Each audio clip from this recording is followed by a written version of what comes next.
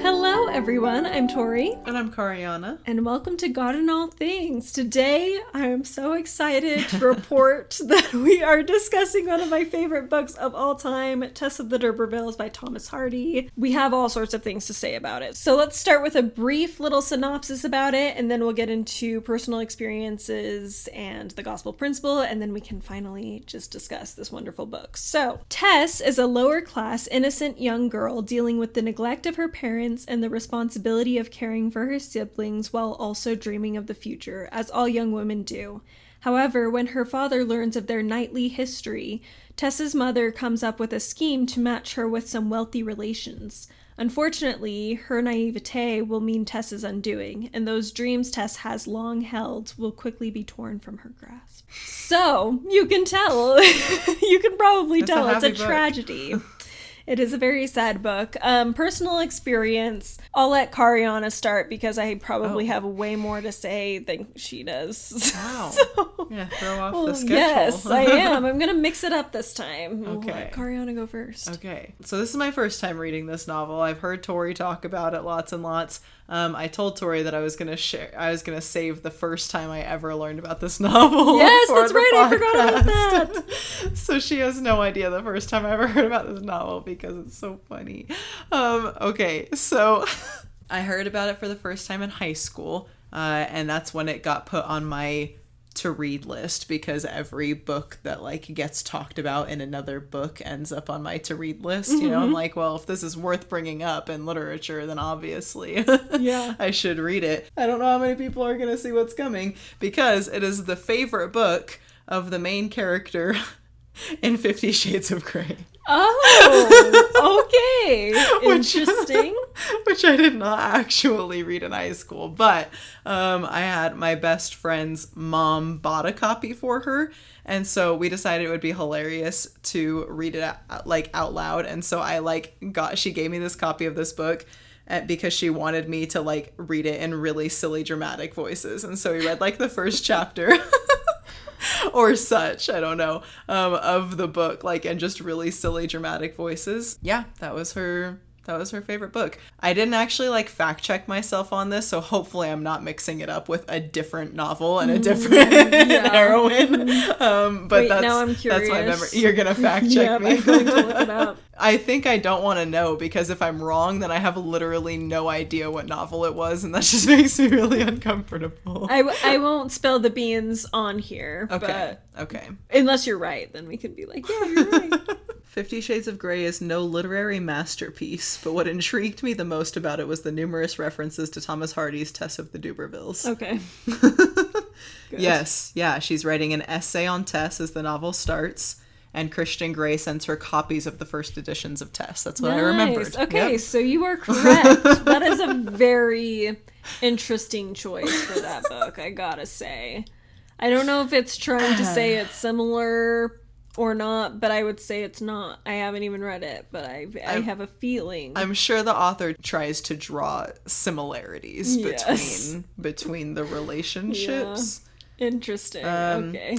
But yeah, so anyway, there you go. That's how I learned about it. It's been on my radar ever since. And then you became friends with me. And then Tori always talked about it, and so I knew I would read it eventually. And then here we are. And I don't really know what to say about this book, because I honestly feel really meh about it. Like, it just feels fine. Like, there were really good descriptions, but I didn't feel like I connected with the writing the same way I have with other things. Not that I would complain about the writing at all, but yeah, I wasn't just like in awe of the writing all the time, and I wasn't in awe of the story. I really, really loved when her and Angel are falling in love. That sequence I really, really enjoy, but the rest of it, I don't know, is like maybe just like the second half was meh for me. Okay, maybe that's my problem, because I know that like section drew out a lot of really strong emotions for me, and the main like our main annoying horrible Angel moment draws out a lot of strong emotions for me. And I know that Tess's depression drew out a lot of strong emotions for me. But I think ending this book, it was just kind of like, we're sad and it's not working out, and then it doesn't work out. Like, you know, like it was just kind of like, I didn't feel super, super strongly.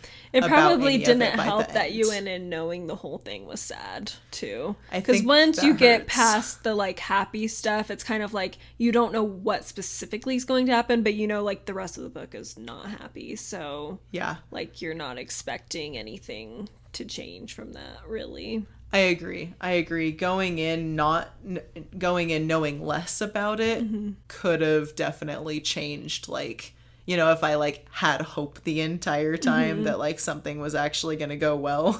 Yeah. Then that definitely could have changed the experience of it. Yeah. Whereas instead it was like, I know this book is sad and it's sad. Yeah. And like, okay, And you it's know. still sad. Yeah. And there were parts throughout the middle that were like sad enough, like to make me feel really strongly about it. But overall, I would say that I was like, okay, yeah, like that's obviously a really well written book that I am glad that I read, but I can move on from pretty easily. Fair enough. That was not my experience at all. Now Tori will offer you an entirely different experience. I would say this, to start off, I would say this is the book that made me fall in love with Victorian literature.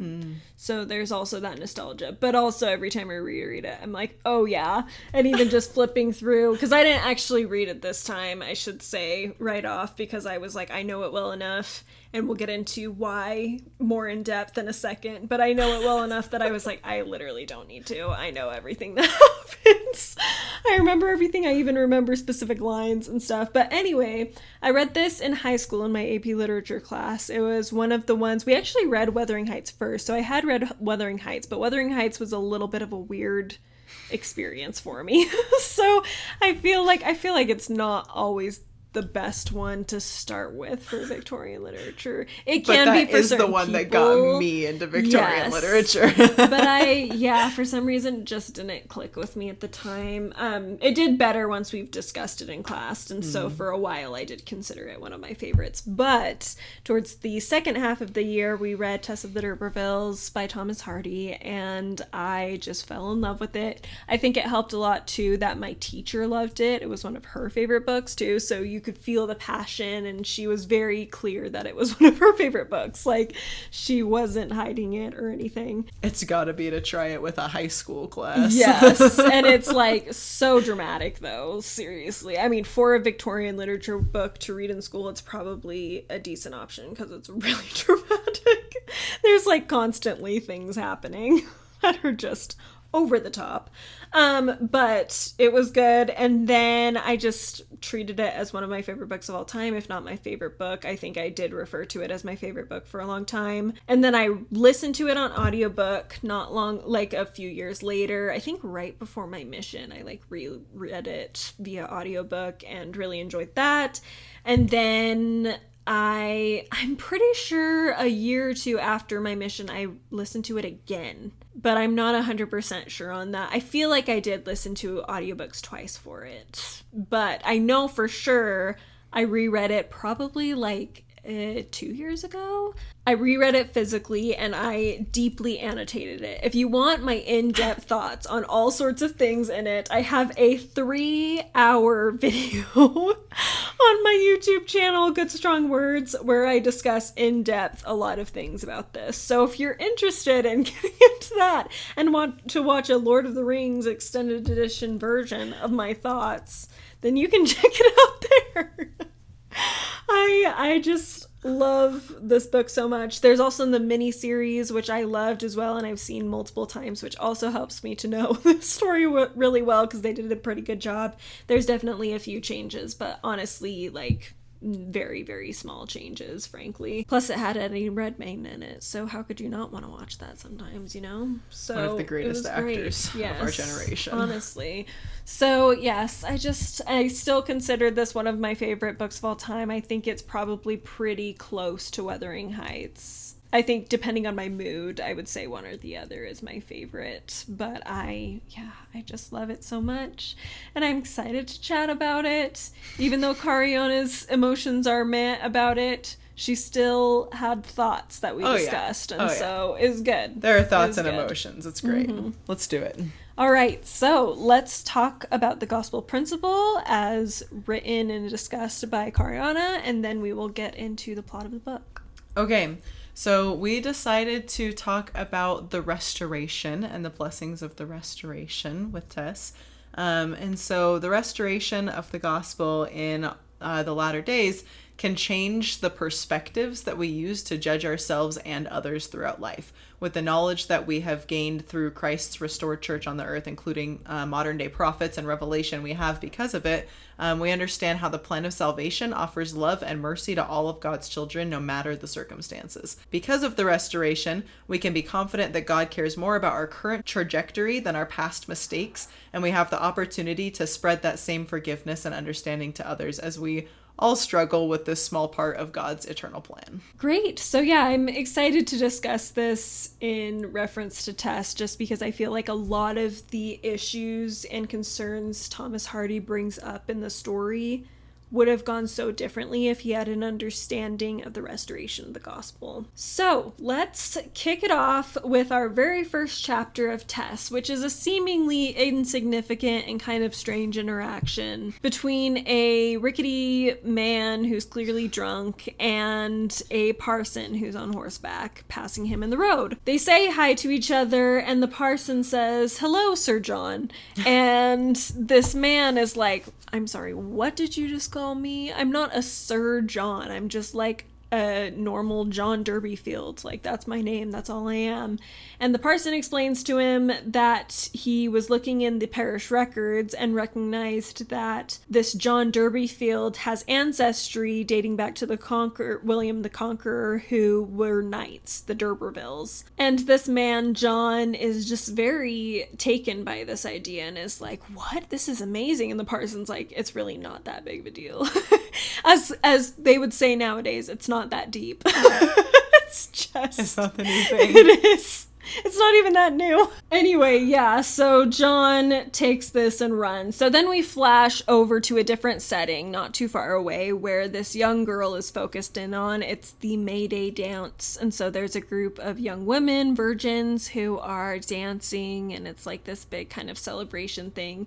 And Tess Derbyfield ends up being a part of this group and is having fun with her friends. And they see her dad riding past in a carriage, in a little tiny, it's not even a carriage, it's some sort of something that he ordered to drive him because he found out he's basically like royalty, and so he deserves to be doing this even though they have no money. Anyway, and he's just yelling to everybody that he comes from this knightly ancestry, and everybody's like, "Oh my gosh, this guy's crazy." He's known in the town for being a drunk and a little bit crazy, and so the girls kind of make fun of him, and Tess tries to stand up for him, and it's kind of a sweet little interaction where you see how much she cares about her family, but also like recognizes the Their issue. flaws. Yeah, recognizes that her dad is crazy. And during this dance, there are 3 young brothers who are walking past, and one of them ends up deciding to go and join the women for a dance. His brothers refuse to. They're like, "Oh no," they're a little more higher class, and so they're like, "Ugh,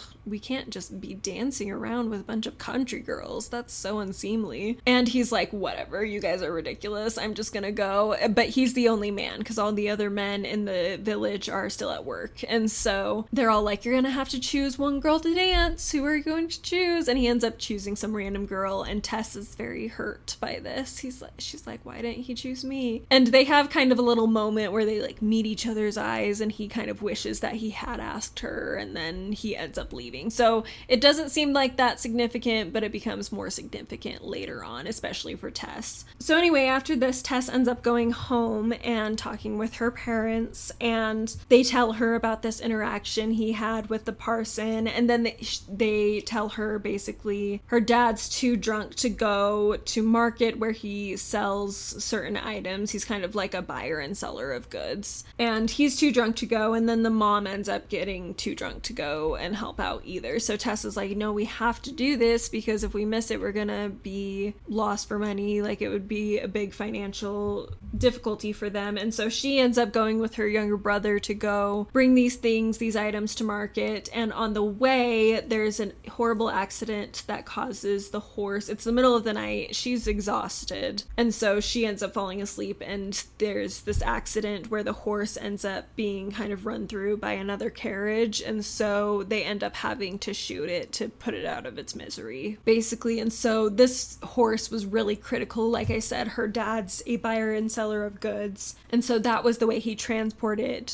those goods. And so now they don't really have any way to make money. They're really destitute anyway. And throughout all of this, her mom has come up with an idea. She has learned about some D'Urbervilles who live nearby. And her mom gets it into her head that she's going to try to set Tess up with this man who's part of this family, these D'Urbervilles, because supposedly they're distant relations based on their recent discovery of this nightly connection. Tess is really against this for a while, but after the passing of the horse, Tess really blames herself, and her mom is not nice about it and manipulates her and tells her it is her fault, basically, trying to get her to take responsibility in a way where she'll go to these wealthy relations and ask for help. So finally, Tess does feel bad enough that she just gives in and is like, okay, I'll go, even though I think it's ridiculous. Like, we don't know these people. Why would we go to them for help? Why would they give it? But she does go to appease her mother. And this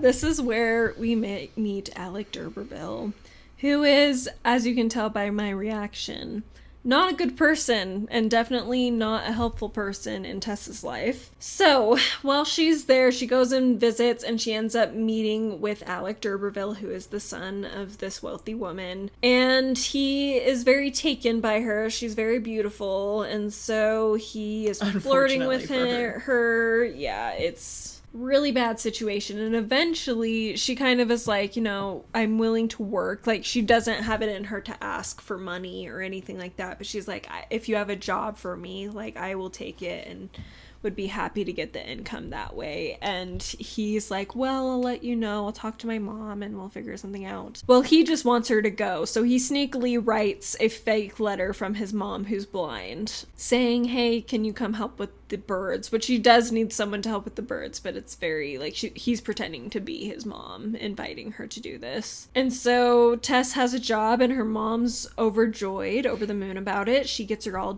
dolled up to go to make sure she looks gorgeous, unfortunately. All of it's so unfortunate. And Alec ends up being the one to come pick her up, just because he wants to come pick her up and help her out that way. Yeah, he's so helpful. I know, how helpful of him. And then there's this weird carriage scene that just makes you want to push him off the carriage. But anyway, basically he makes it go really fast where she's scared and uncomfortable, and she asks him to stop, and he's like, only if you give me a kiss. And she's like, no, I don't want to. And he's like, fine, I'll just go faster. And he's like going down a hill super fast with these horses, and she's like, okay, fine. And he kisses her, and she lets him, but she wipes it off her mouth afterwards, and he's all offended. So then he keeps going fast. Eventually she comes up with a trick to make her hat blow off, and is like, oh, my hat, let me stop so I can go get my hat, please. And he's like, will you kiss me for real this time? And she's like, okay, but let me get my hat first. And then as soon as she's off and grabs her bonnet, she starts just walking instead of him driving. And he's all like, why would you do that? You're so artful. You're so deceitful. Gross. Anyway, so she walks the whole rest of the way to Trantridge, where his house is, and he just kind of rides alongside her. After that, she's stubborn enough, which I think is just a great scene to just see her personality. We see before this, there's a lot of moments of depression. There's this really depressing scene where she's talking to her younger brother on the cart before the horse gets hit, about how all of the stars, he's like, what are the stars? And she's like, I think they're a bunch of planets. And he's like, oh, what are the planets like, Tess? And she's like, there's some good ones and some blighted ones. And he's like, which one are we on? And she says, a blighted one. So she's clearly already very depressed, but you see in this little fire in her, even though she's gone through a lot with her parents and just poverty and everything that goes along with that. But she really has some spunk to her, has some fire in her, which makes the rest of the story a lot more tragic, because you see she kind of keeps that on some level, and maybe it flares up in a way that's not as healthy as it could have been. Like, she had so much potential to be a well-rounded individual who has a lot of things going on, isn't perfect, but has, you know, a lot of color to her, but then that color is turned into a very different shade than it probably would have been by the end of this book. But anyway, it's a really interesting and awful scene, this carriage scene. So anyway, they get to the farm, and she basically is just there working with the birds. This blind woman, Alec's mother, has a whole bunch of birds that she loves to hear their song, and she likes to touch them. They're kind of like her babies. She loves them. And so Tess is there to take care of them, and there's a lot of weird interactions with Alec throughout this. He ends up like saying that he bought her family some various things, various items for her, and she was like, oh, that's really nice. And he flirts with her and teases her. And in the miniseries adaptation, I really like the way it's portrayed, because it's very much like she has moments where she laughs with him, and she has moments where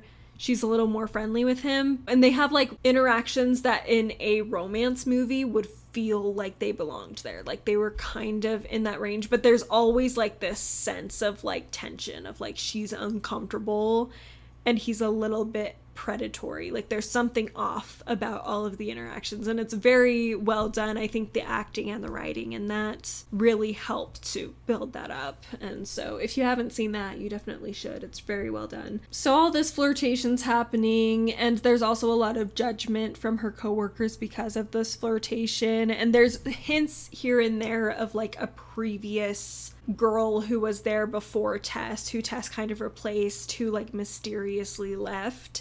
And so there's like these hints of maybe Alec did something to her. It's not super clear necessarily that that's maybe where your mind should go, but there's like hints that when things do kind of happen, that you're like, oh, that probably is what happened to this previous girl who was there. But anyway, we get to this one night where Tess ends up agreeing to go to this kind of dance at a dance hall in town with some coworkers, and they just really don't treat her very well, especially because Alec ends up being there and is once again flirting with her and chatting with her, wanting to dance with her. She is just very clear of like, I'm not interested in you. Like, I'm sorry, I appreciate what you've done for my family and I feel a lot of gratitude for you, but that's all. And of course he doesn't like that, but anyway, he leaves.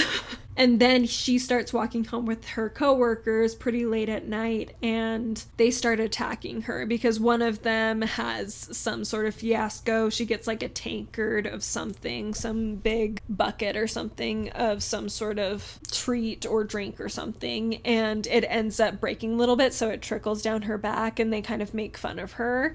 And Tess, because everybody else is laughing as well, but of course this woman who's jealous of Tess ends up picking on her and is like, how dare you laugh at me, like super offended. And then everybody else kind of gangs up on Tess as well, and then who should appear on his white horse? Alec d'Urberville. He comes charging in, and it's interesting because Thomas Hardy makes it clear that he was kind of watching in the bushes while everything happened and then decided to show up to save Tess. And so she's kind of put between a rock and a hard place, and so she ends up going with Alec because at least he's being nice to her. So she does that, and on the way out, classic unfortunate line, one of the older women, she ends up saying out of the frying pan and into the fire, which, you know, we don't fully understand quite yet, but you can get a feel for it of she was in this hot spot with all of these coworkers treating her bad, but now she's just jumped into something she expected to be safe but actually is not,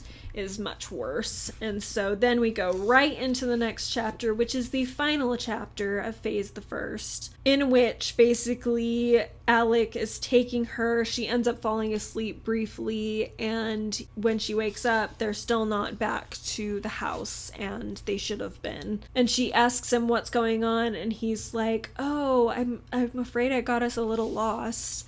And she's upset because obviously he knows these woods. He's grown up there. He didn't just get them lost casually on accident. So she hops down and starts storming off, and Alec's like, whoa, wait, like, it's fine. You just stay here. I'll just go and look up over this hill and see if I can see anything. It's foggy, so he can't see super well where they're at. So he's like, I'll go check up here and see if I can see anything familiar, and we'll be able to get back on track. And she's like, okay. He leaves her with his jacket and goes up, and she ends up laying the jacket down and laying down to fall asleep because she's just exhausted from this day. And suffice it to say, he comes back and takes advantage of her while she's lying there. And so that is where we end the first phase, is with this terrible event where Alec takes advantage of her in her sleep, and it's really sad. Thomas Hardy just has to make it extra emotional, talking about her ancestors and how they as knights probably did similar things to other young women, and how maybe this is payback, but also it just still feels wrong. And we see a big glimpse, I think, at this point of Hardy's struggle in some ways with religion. He says, I'm gonna skip around a little bit, but he says, where was Tess's guardian angel? Where was the providence of her simple faith? Doubtless some of Tess d'Urberville's mailed ancestors, rollicking home from a fray, had dealt the same measure even more ruthlessly towards peasant girls of their time. But though to visit the sins of the fathers upon the children may be a morality good enough for divinities, it is scorned by average human nature, and it therefore does not mend the matter. So he's addressing the idea of original sin and Adam and Eve and the fall, and we've discussed this a couple times on our podcast about how so many people see Eve as the villain of the story instead of recognizing God probably knew this was going to happen all along and put people in place who would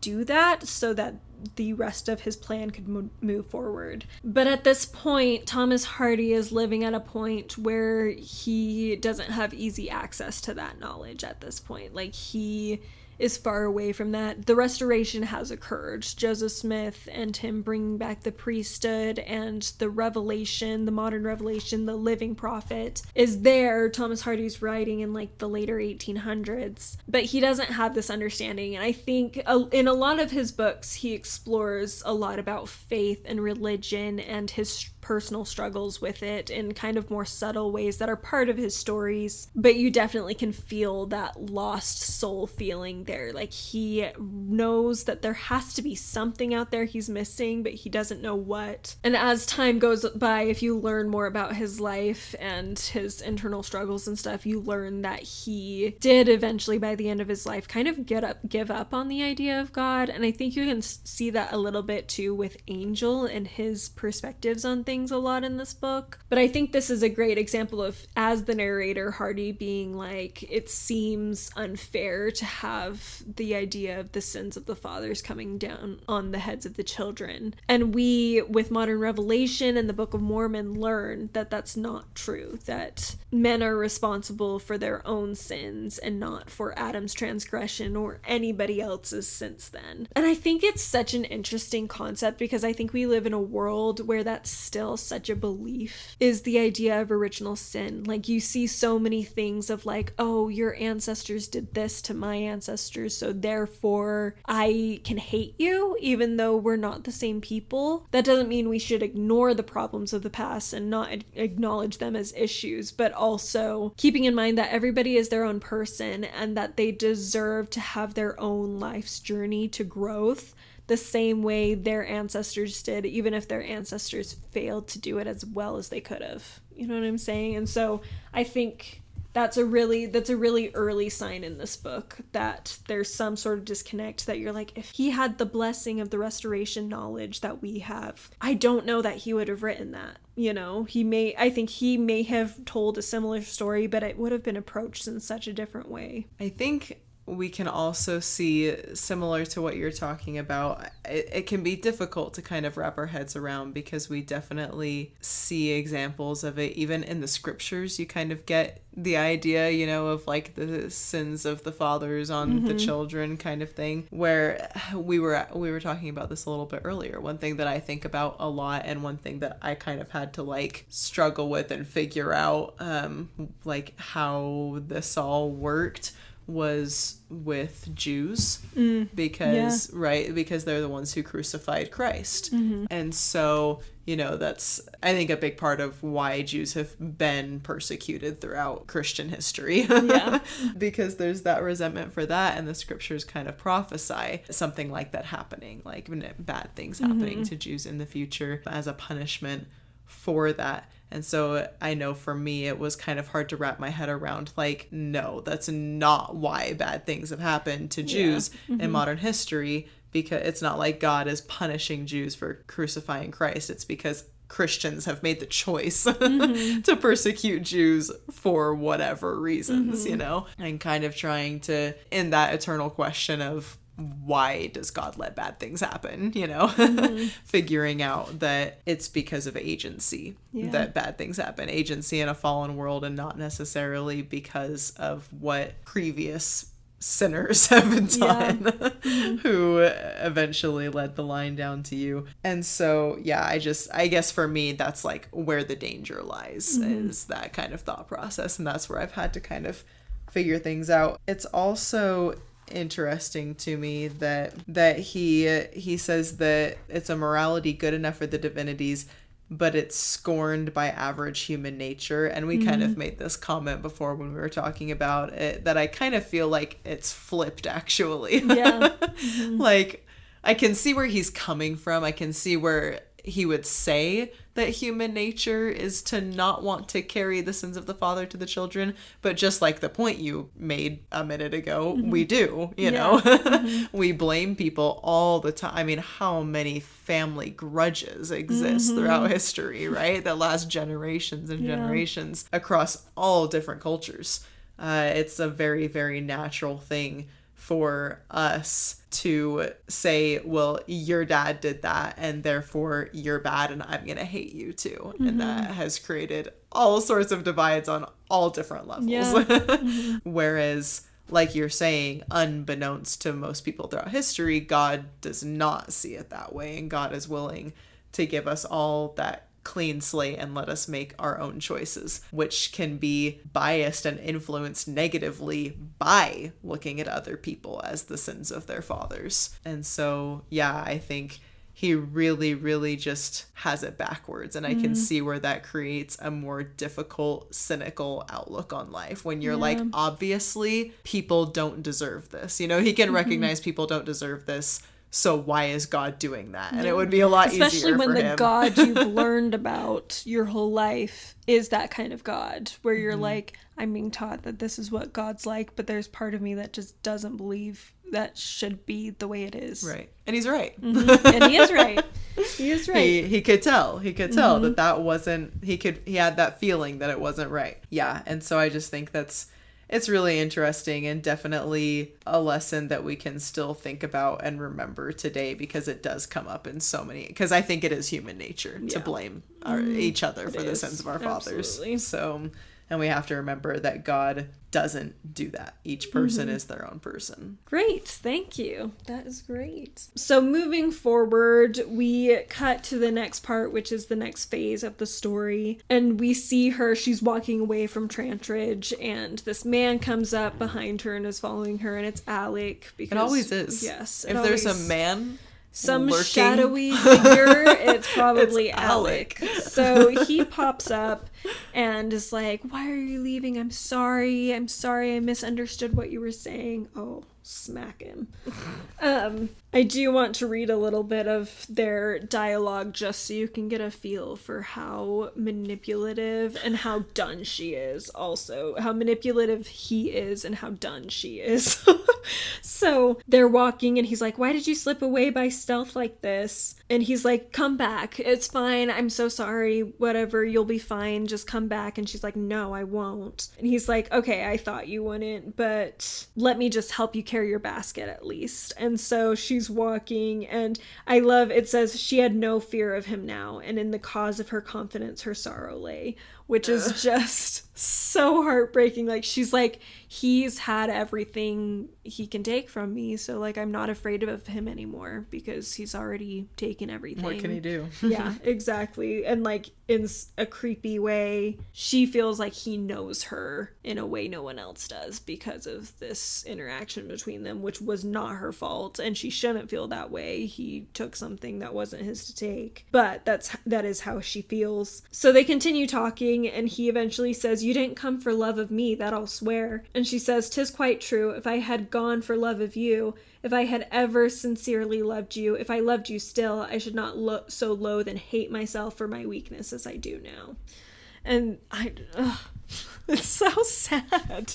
You just have to hate it. Like, seriously. My weakness? You're like, yeah. literally, You're like, no, what? It's not your You fault. mean your physical weakness that he literally overpowered you by? Yeah, like, stop. No, not your fault.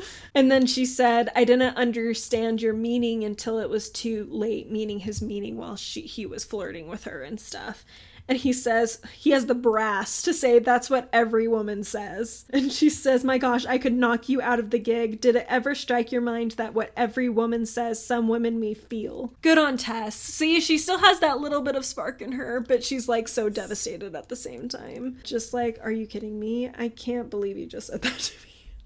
Like, not even in it at all. Anyway, and then eventually he's like, "Just come back with me, just like be with me and I'll take care of you," basically is what he's saying. And she's like, basically like, "I would be your mistress if I did that, and I'm not gonna do that. Like, I may be a lost soul and may feel like I have nothing left, but I'm not going to degrade myself to that extent where I'm like actively choosing to be with you." That's where she's drawing the line. And then he also has the brass to say that he was born bad and have lived bad and shall die bad in all probability, but upon my lost soul I won't be bad towards you again, Tess. Lies, by the way. If you ever read this, that's a straight up lie. Anyway, and so then he forces her to let him kiss her cheeks, which is just the most painful scene. And in the miniseries, it's also done so well, where she literally has the most dead eyes ever as she like lets him kiss both her cheeks. And he's like, "Come on, you have to love me a little bit now." And she's like, "Perhaps of all things, a lie on this thing would do the most good to me now, but I have honor enough left, little as 'tis, not to tell that lie. If I did love you, I may have the best of causes for letting you know it, but I don't." Her honesty, she's like, "I'm not going to fall into your trap further." She's like, "I'm not going to pretend like there's nothing between us and like there's any sort of feeling in me where I feel like I can really say that there's nothing there, that nothing happened, because it clearly did and it's impacted me and it's impacted our relationship, but I'm not gonna lie to you even if it would make my life better." She has this great like stubbornness to her that is just amazing. I love it. And so anyway, she goes home. On the way home, we have another moment where we see a little bit of Hardy's struggle with understanding the truth of the gospel, in large part due to the setting in which he's living in, where Tess ends up seeing this man like painting a scripture on the side of a fence. And the scripture, but of course, is "Thou shalt not commit adultery," because what else would it be? And he kind of has this conversation with her about like how terrible that is and the loss of virtue and stuff. And this is another great moment where Tess is like super shaken obviously by this and is like, "Oh my gosh, like I've committed adultery." That's how she feels. But again, that just loss of an understanding of revelation and understanding of the scriptures that comes from more personal revelation from God, where the words are there, but they can mean different things to different people depending on setting and culture and things like that. And so they're in this world where this means like anything that's like sexual related that you do, especially as a woman, means that you are breaking that commandment and it's a big no-go. And so Tess is really feeling like she's sinned end and like she's going to be sent to hell. Basically, that's how she's feeling. But little did they know, even at the time, there was this living revelation going on, a living prophet who could show them like that's not what that means. And her agency, like the power of agency in sin and understanding on a deeper level agency in the plan of salvation and what we're doing here and what it all means. And the fact that she had her agency taken away means that she was not even sort of in the wrong. Like someone else who did the taking was the one in the wrong because they were the ones acting and using their agency to hurt someone else. I'm honestly so grateful. Even we live in a world nowadays where more people accept that as the truth in situations like this. And I truly believe, even though they're not all necessarily members of the church, that comes from the light of Christ and the light of the gospel filling the earth. So that even if people don't embrace the fullness of truth, there's greater light in the world that's able to show the direction on some of these things. And it really is such a testimony builder. I remember reading this the first time, and it was a topic that I haven't really thought much about, that idea of sexual assault and what that can mean for people. And so this was kind of my introduction into that topic a little more deeply. And the whole time reading this whole part, I was like, but Tess, no. Like, you don't even know, like, God loves you so much and it's not your fault and your agency is so precious and your virtue isn't gone the way they're saying it is. You know, man, I'm so grateful to be part of a living church. I think it is really powerful that we teach about agency so much and that it's often considered the greatest gift that God has ever. It's the one thing that's like wholly ours, right? That God gave us and that he can't take away, and that it's solely ours to be able to use and abuse. And one thing that I think is really interesting about Tessa's situation is that it's like most, if not all, people recognize that she's been sinned against. Yeah. Like everybody says that. Alex says, I've wrong, I'm sorry, I did something wrong, you know? And Angel later says, I'll admit that you've been sinned against more than you've sinned yourself. And like people in her town feel bad for her. Like there's a recognition that something horrible and invasive and wrong happened to her, and yet she's still corrupted. Yes. Like, it's just this fascinating concept to me that, like, everybody recognizes, like, there is a recognition that it wasn't her fault and that she didn't want it and that that wasn't her intention. But it, like, doesn't matter. It's like this idea that someone else can take away your virtue. That virtue is, like, not built in your intention and your morality and your spirit and your agency and what you do with it, but rather built into, like, facts surrounding you, almost. Which just, honestly, like, I can't even justify. Like, I don't even know how to make sense of that anywhere. It makes no sense. And so, like, kind of the opposite of what I was talking about earlier, where, like, you can almost justify in the scriptures the concept of original sin and Adam's transgression. Not almost, like, you can. With the scriptures, you can justify that concept. But with this, I'm like, what? Where does it lead you to believe that the corruption comes from, like, mechanical actions rather than, and things that are acted upon rather than just your own choices? Right. Exactly. I think that's just an absolutely fascinating concept, which is why I think the way the church teaches about agency is so important, because it's something that ultimately no one can take away. Physically, sure, you can be overpowered, right? Like you have physical limitations that can be overpowered, but ultimately your agency, what you do with what happens to you by whatever external forces they may be, is all yours. It's all yours. And that's why she's still pure, right? And I just feel so sad that she doesn't know that. And honestly, her own hatred of herself is the worst part of the entire book, as far as I'm concerned. Like her own self-loathing, where I'm like, literally, oh my gosh, like, you're wrong, Tess, And that's just what I want to scream, is about agency. And I'll second you, where I'm just so grateful for the restoration and for the revelation that has helped us understand why, you know, because you're right, like the world has kind of moved to a point where like there's more of an understanding of that. I think it comes from a place of like sexual freedom and being allowed to do what you want, which is not, you know, yeah, no, this is a good thing that has come from that. But yeah, I'm grateful to have a church that can help us direct that understanding and understand like why this can happen, and she can still be a pure, virtuous, chaste daughter of God. Yeah.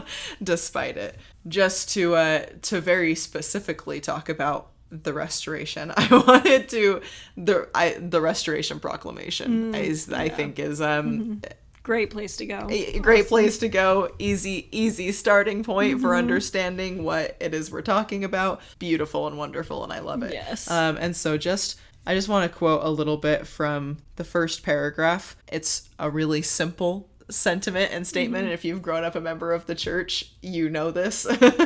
But it's so important too, which is why President Nelson gave it to us. So he says, God the Father has given us the divine birth, the incomparable life, and the infinite atoning sacrifice of his beloved Son, Jesus Christ. By the power of the Father, Jesus rose again and gained the victory over death. He is our Savior, our exemplar, and our Redeemer. Those words mean something, you know? It's so easy to just skip over them. But the word Redeemer means something. It means you're redeemed. And the word Savior means something. It means you're saved, you know? Like, no matter what feelings you're going through, whether they're self-induced or caused by external factors, it's just that beautiful message of the restoration that everything, the infinite atoning sacrifice, everything is covered by this, no matter where that lies. And I mean, I think that's the most beautiful truth of the restoration, is this, you know, getting rid of this hypocrisy, you know, pharisaical religion, this lack of agency, original sin, all of those things that take away from Christ's ability to atone for you as an individual, for your mistakes and your trials and everything. Yeah. And so I love that that's the first paragraph, and I love that, and it felt right to quote the Restoration Proclamation here. I love that. That's great. Thank you. Continuing forward a little bit, so she gets home and she's like, oh yeah, we're here. I'm here. It's all great. She's trying to put on a good face at first. And her siblings are all like, oh my gosh, you're back. Are you going to marry him? Are you going to marry our cousin? And eventually Tess literally just breaks down and she's like, no, I'm not going to marry him. It's so sad. Oh my gosh. That's like another part in the miniseries especially that I burst into tears too, because she literally is just like, nope. Just bursts into tears herself, just crying. And then her mom takes her aside and they have this conversation. And basically the mom's like, why didn't you marry him? Like, what? You're such an idiot, basically. Like, you should have made him marry you. If he was gonna do that, you may as well have married him and gotten us all this money. And then she has the brass to say, I'm gonna say that a lot. Anyway, she says, you ought to have been more careful if you didn't mean to get him to make you his wife. And finally, Tess breaks out after this, is like, how could I be expected to know? I was a child when I left this house 4 months ago. Why didn't you tell me there was danger in menfolk? Why didn't you warn me? Ladies know what to fend hands against because they read novels that tell them of these tricks. But I never had the chance of learning in that way, and you did not help me. That's also a really sad, this like sense of her parents not being the type of people who could prepare her for this. And there's also a big theme, just kind of a side note, but connected with Tess and her tragedy. Hardy explores a lot to do in his books with like education and the pros and cons of gaining education. He'll talk a lot about like things where they're lower class and so they miss certain understandings that make their lives harder. But also education, he explores a lot in his books, makes people unsettled or like they're not happy, they're not content anymore where they're at. And so they seek for something else, but then they can't really become happy because of this understanding and awareness of things that they can't leave alone. So it's a really interesting concept, but in this moment, he's taking that former perspective of this girl who has such little education that it gets her into trouble and just doesn't have these role models. And I think it's such a blessing in the restoration too, just like not only that we have modern day Revelation, a living church to be a part of, but also that there are prophets, seers, and revelators that are around us. So even if you're in a position where you are lost and you don't have parents maybe you can look up to, there's people available, readily available to help mentor you and guide you. Obviously, on a general level, there are people who can direct you into what actually is true, what's actually there to protect you. But also the way the church is set up is to bring people together. It's set up in wards where people can meet and have found family situations. They can connect with men and women in their ward, they can connect with their bishop, they can connect with other leaders and mentors that enable them, where if they're in a situation like this where they have parents who aren't there to help them, to protect them and guide them and strengthen them, they have other options. Not meaning that nothing bad will ever happen or nothing like this would ever happen when you have those connections, but you're more protected and you have a support system. Like Tess is coming out of this situation not only having not been prepared for it and not been in a position to fend it off, but even after it's happened, she doesn't have anywhere to go. She's trying to talk to her mom, and her mom's also blaming her and not helping her understand what happened or helping her feel better or helping to comfort her. Really, she like has a second of doing it and then is like, well, you should have been better, you should have been smarter. And it just makes Tess feel more alone than ever, and it's just super tragic. And so the fact that God has set up his church in a way where we don't have to feel like that is another beautiful thing that I think we take for granted a lot. Like a lot of other churches don't have that same level of organization and connection that ours do, and it's really a miracle. I was actually thinking of kind of a little but big example Okay. of that, small and simple means. Earlier today, I was kind of thinking about, this is about you. Oh, hey. About how actually, like, going to church is just hard on my social interests. And I just don't enjoy it like that much, if I'm being completely honest, all the time. And with my family, I hated going to church alone. I've always hated going to church alone. When I lived with my mom and I was the only one who went to church, like I just hated it. And when I went to a singles ward alone, I hated it. But when I have gone with my dad, it's an interesting thing, because then I have I have people there who go to church, but it's still just it's just such a complicated family dynamic, that there have always just still been issues there. And so I enjoy going to church with my dad and my brother more, but there's still difficulties to it, just kind of emotionally. And I was thinking about it and thinking, dang, it's actually, since moving in with Tori, been so much easier to go to church. And you've seen me still struggle sometimes. Where I'm like, oh my gosh, I don't want to, or oh my gosh, this person is annoying, or I'm just so done today. But like, there's never like a question of whether or not I'm going to go to church.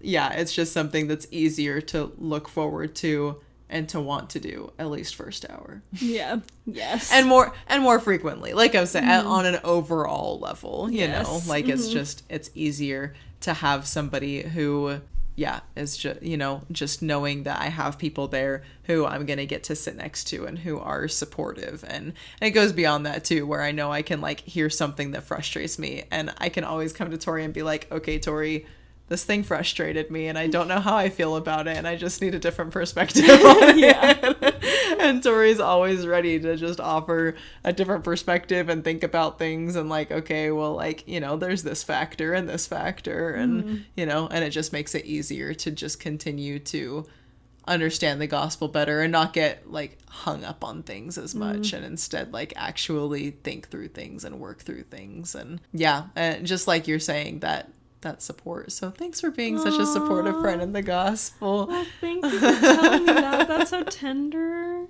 Wow. I'm happy to. I'm honestly glad to, because I feel like my desire to go to church has decreased Not necessarily since living with you, even before that.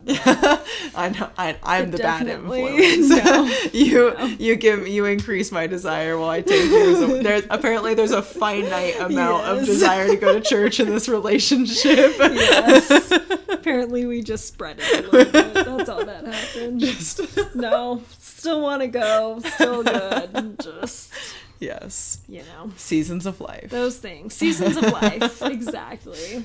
So anyway, back to Tess. She does end up getting pregnant and she has a baby. And long story short, the baby does pass away. It gets sick and dies. And the it's kind of a father, short story, actually. It really is a shockingly short story of her having this baby and it dying. Yes. Part of the story, though, that's really important is that before it died, they were trying to get it baptized because, you know, they believe in the idea of if the child's not baptized, it's not going to go to heaven, regardless of how old it is or whatever. And so they want to get it baptized, but the dad is drunk and is really upset about Tessa's situation and the shame it's put on their family, and so he refuses to let anybody out to go get the parson that night. And by the end of the night, the baby is dead. And while Tess ends up taking it upon herself, deciding to just be like, okay, I'm just going to baptize it really quick so that it's safe. Hopefully that will work and it will be good enough. And she has her siblings witness it and everything. And so anyway, the baby passes away. She goes and talks to the parson and is like, hey, I know my baby wasn't baptized, but I tried to baptize it myself. Like, can we just give him a Christian burial? And if you don't know anything about the Anglican Church, especially at this time, they believed that a baby or anybody who hasn't been baptized doesn't deserve to be buried in the normal church graveyard. They're end up being buried somewhere else, along with any other like sinners, drunks, suicides as well, are just kind of cast aside because of the sinful nature of them and the unworthiness to be buried in holy ground. And so she goes and talks to the parson about this, and the parson's like, no, sorry, like that's not the rule, like I can't go against the tradition and expectations, like I just can't do it. And she basically brings up the point of like, but this baby who's never sinned in his life, like to just bury him with all of these sinners, it's just a terrible, wicked thing. And the parson's like, my heart is with you, and like she even at one point is like, tell me, I'll read it because it's just well done. She asks, perhaps it will be just the same for him if you don't give him a Christian burial. Will it be just the same? Don't for heaven's sake speak as a saint to sinner, but as you yourself to me myself. And finally, he like doesn't have the heart to go all the way and say, no, you're wrong. So he just says, it will be just the same. But then he follows up with, but I can't give him a Christian burial. I'm sorry. And she basically storms out of there, as she should. And that's another great example of if she had the restoration and understood, if Thomas Hardy had the restoration and understood, they would know that that's not true. In the Book of Mormon, it has, I wish I remembered what verse, do you know off the top of your head where it is? Anyway, the verse that talks about how little children do not need to be baptized because they're born in innocence, and up to a certain age, the age of accountability, where they are at a point where they are prepared to understand the covenant they make and right and wrong much more on a deeper level, they don't need to be baptized. And so that just would have made such a difference for someone like her, who's already suffering so much because of society and because of her own feelings about herself and her community and her family, to know that her baby is going to be just fine. Like, he's automatically going straight to heaven. Like, he's going to be just fine. But she just doesn't, they don't have that understanding, and it just causes even more unnecessary pain for them. I think that's a great thing to think about with the restoration. It doesn't save you from all pain, that's not the point, but it does save you from unnecessary pain. And I think this is a great example of that. She has unnecessary pain here that she doesn't need to have. It's hard enough that she was sexually assaulted and lost her baby, but to know that the baby is going to be okay would be just such a blessing, a balm to everything she's experiencing that she just doesn't know, and it's so sad. It's kind of amazing that Thomas Hardy does seem to have so much understanding. Yes. It's like he's struggling with religion, and you're like, Yeah, that's because you don't have the right one. Yes. You're like, I know a religion that you would love, Mr. Hardy. If you would listen. Yes, that's always key. Yeah, I don't know that I have anything to add. I think you make beautiful points. Just that, like, you just wish so badly, because you're like, you can feel the fact that he's struggling and fighting and this internal conflict, and you're like, dude, it's fine. You don't There's understand. no internal conflict. We already know. Yeah. You're good. It also looks like, just doing like a quick Google search and looking at stuff, I don't know that there's anything in the Book of Mormon. I'm not gonna lie, that doesn't sound familiar to me. Distinctly, there's like the children. It's in the Doctrine and Covenants, because as Joseph Smith receives a revelation talking about his brother. It's Moroni 8:11. Oh, Moroni. Look, I just needed to click on this link.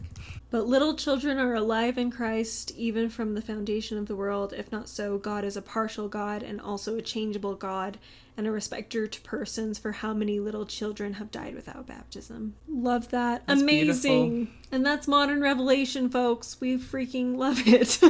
Amazing. And you just wouldn't have that same understanding. And then further, you brought up Doctrine and Covenants. Like, that's where we learned that even if they weren't baptized in this life, they still have that opportunity in the next life, as we do proxy baptisms for the dead. We freaking love the plan of salvation. It's amazing. The great equalizer, you could call it. Yes, you could. God knows what he's doing, and he not only knows what he's doing, but he loves us so much, and that's where he's coming from with his knowledge and with his understanding and approach, is this focus on, I love my children and I want them to have every opportunity to come back to me. I'm not trying to trick anybody or trying to make things harder for people unnecessarily. Right. Like, he's not an angry, vengeful God the way it's described in many other religions. He's a very loving, caring God who will put us through hard things because it's necessary, but he will give us all the tools to avoid the unnecessary hurts if we listen to him. Yeah. God loves Tess's baby as much as Tess loves her baby. Yes, and he's probably more. Yeah. Mm-hmm. And if Tess wants that baby to be saved and recognizes that he didn't do anything wrong and deserves to be saved, then God is going to recognize that too. Yes. And I love you mentioning that he comes at everything, like all of the knowledge that he has and everything that he does for us, he's coming at it with love for us, you know? And I thought it at the beginning, but I decided not to. I thought about using the phrase, the plan of happiness, in place of the plan of salvation. I am used to the plan of salvation, so that's what I usually say. But the plan of happiness, honestly, feels more descriptive when you're looking at it from that perspective. Like, God knows how we're happy. He knows how we're going to be happy, not always in the short term, but in the long term.